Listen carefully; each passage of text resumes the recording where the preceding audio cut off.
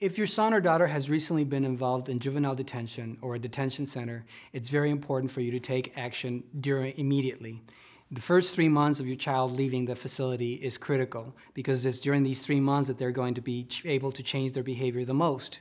It's important to recognize that oftentimes adolescents are very afraid, and if they've just gotten out of Juvenile Hall or if they've just gotten out of the detention center, they're going to be very scared about their future. That fear is normal.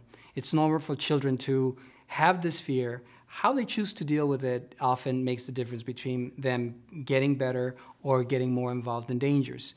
If your son is going to be able to talk about that fear, and if your son is going to be able to express that fear to you, he's much better off.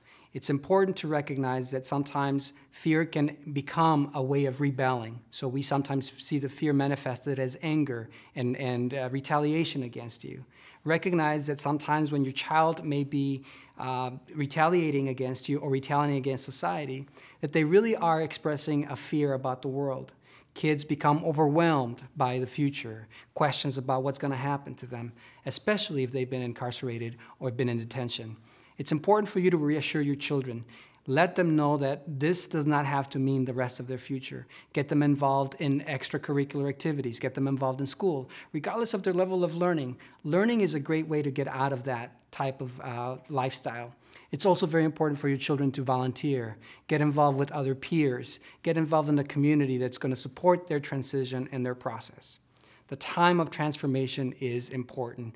Be aware of the friendships, be aware of the connections that your son will make, and know that getting back into community, those relationships in community can be the greatest deterrent to a revolving door in a detention center.